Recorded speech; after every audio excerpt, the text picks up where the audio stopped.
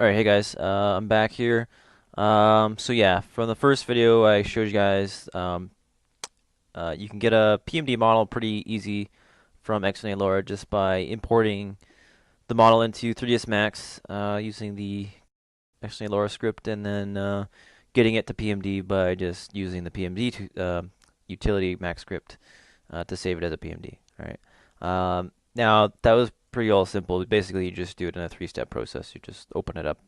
Um, you export it as 3ds just to ensure that you don't have any issues, and then you import it back in, and then you put your skin back on, and then you export it back out. So it's not that hard, but there's some technical stuff that was left out and could be explained a little more in depth here. First off, uh, the Xnalara script. When you import a model, you'll have those layers, which I actually started talking about, and we have these two sets of bones, right? Now, we can get rid of these, which would be ideal, but what it's going to do is it's going to potentially destroy the hierarchy that was formed in the other structure, because they're all one skeleton essentially, only some of them are hidden and some of them aren't. So let me just demonstrate that so you understand where I'm coming from. I can create a bone chain. Oh, it doesn't want to show, does it? Boy.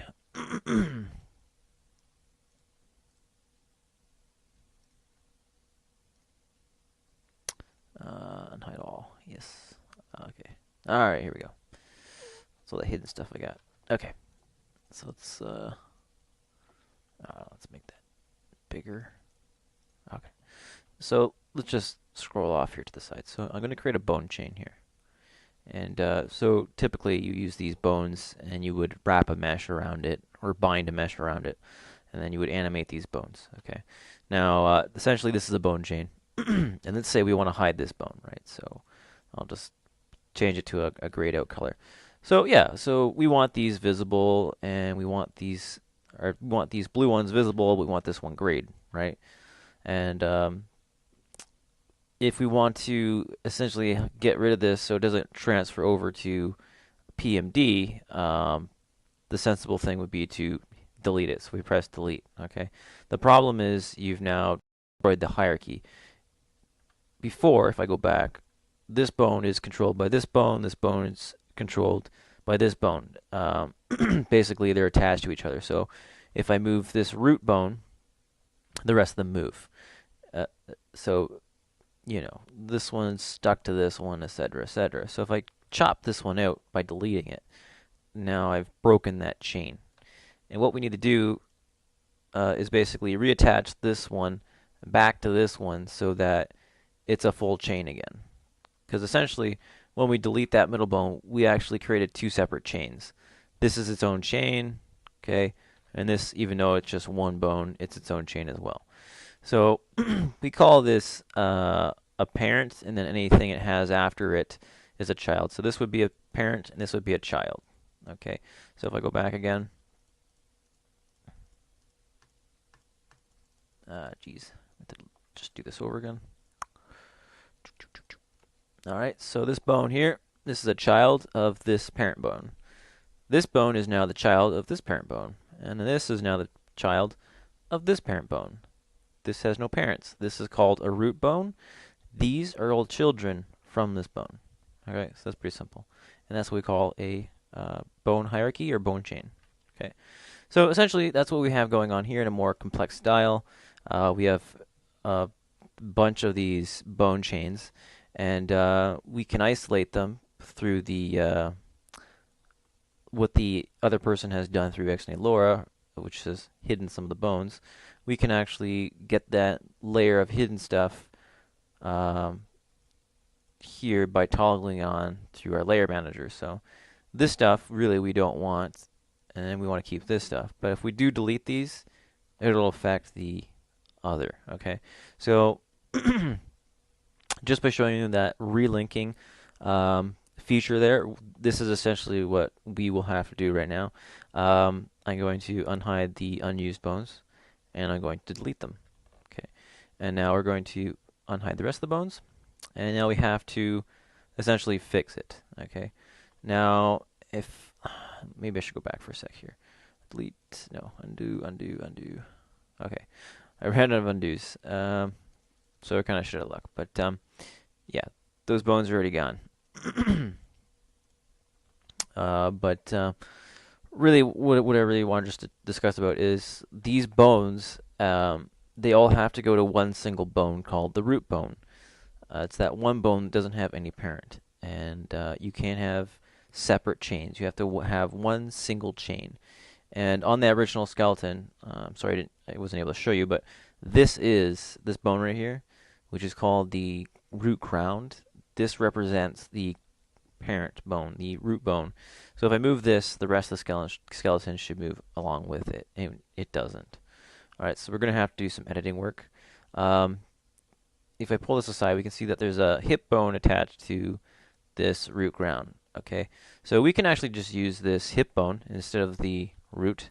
We're going to delete this root ground. This is actually a dummy bone created by Xnalara, and I really don't want it. So I'm going to take this other bone here, and what we're going to have to do is append the two other bones that are broken up. So I already did this, so I know what I'm talking about, but how I figured this out was if you go to the select by name thing here, with all these things toggled on, the filters, you can turn on display subtree. And what it does is it shows you each object's hierarchy. Okay, so you can see here that this object has this particular hierarchy configuration. So these are all children of this object. Okay, or is it this object? Yes. These are all children of this object. Okay, and then it tails off, and then, these are all individual. Excuse me. Or actually, no, these are all parents until it hits this. Yeah. So we can clearly see that, the pelvis in this particular situation is the parent of all these children. Okay, and if there's another object that hits, sorry, let's go back here. If there's another object that hits the very left of this window, then we know that it's its own individual chain. So we have two chains here, or actually three rather. This one. So if I hold Control, I can actually select them individually, and this one. Right. So there's actually three there's actually three chains. So if I pull these along, they move the entire skeleton. Okay. So what I really want to do is just converge these one. So we know that the hip bone is this one here. This is the hip root, and what we want to do is attach these two others to this one. And we can just use the linking tool here. Okay, this is the link tool, and we can just grab the two of those other chains and attach them to the hip bone. And so what we've done is we've made one central parent, which now becomes what we would consider the root bone. Okay, so now if I move this one bone, the whole skeleton is going to move because it's a child of that one bone. So again, we can press H on the keyboard to bring up the menu here, and we can see this is touching the very left side of the window, and everything else is just a child of that. Okay. Now if we unhide everything and the mesh shows up, we can see that the mesh is its own object. Okay, so it's not going to be attached to your skeleton. So when you're doing this, just make sure that you have your mesh hidden when you're working on the hierarchy. So right now, this is our new bone structure, and it's been repaired. Okay, there's no extra crap that's unneeded or something like that. Now, if we unhide all, we should probably do a test because we did some altercation to the model, which could have damaged the skin modifier. Okay, because we deleted bones. What we can do is, select the root bone, which is this one here, the root hips, and if I move that, and if there's anything left here, and it didn't move with the rest of the skeleton, then we know we have an issue. So right now there's no issue, but if I was to simulate an issue, let's say I take these parts, these bones of the leg, I just delete them. Okay, and I go through and I select the hip again, and I move that. You'll see what's happened. This was attached to something that doesn't exist anymore. so it doesn't go anywhere when I move the root bone. Okay, so I'll just undo all that crap there. All right, so yeah, this is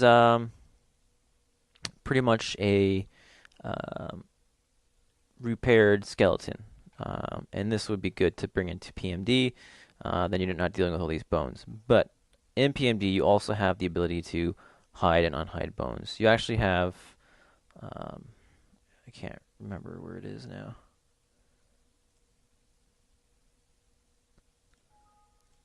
Yeah, I was trying to incorporate it, but you have these different styles of bones, and there's this one bone called like disable or something, and you can actually hide bones.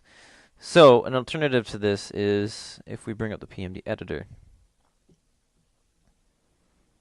and we bring up that model again called apples. Let's say we want to hide some of these bones, right? Now we can do that. We can just use the PMD editor, go to bones, and oh wait, these may actually be activated. That's in Japanese. Supposed to be black, but there's no black. It's white. I don't know, confusing. Yeah, you know, just better really realistically just to delete them. Yeah, so we'll just go with that. But yeah, I do know there's ways in the PMD editor where you can also repair the skeleton. Okay, it's not just isolated as using 3ds Max. But yeah, if you feel comfortable doing this in 3ds Max, go ahead. Try to repair the skeleton. You're gonna want to delete the unhidden bones, and or I mean, you want to delete the hidden bones. Cut that in reverse, and you want to repair the visible or unhidden bones. Okay, and so now if we go into our layer manager, you can see here, you know, unused bones has nothing in it, and we only have these usable bones. Okay, and this model is still good to export. We can just go back here, go to export again. Let's call this bananas, and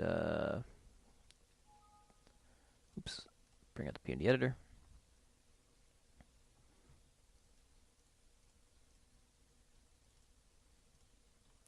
And yeah, so now we still have that one issue there with the body being invisible.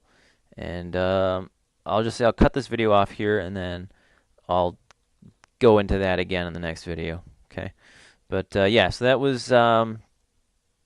that was fixing up bone issues like that. Okay, possibly really confusing still. If you do have any issues, do let me know. But basically, you're just deleting the bones and then repairing the skeleton as needed using link and unlink to repair the chain. And hopefully that was demonstrated well enough. Okay. Anyway, I will touch base with you guys again in the next video. I'll probably talk about the materials. All right. Talk to you later.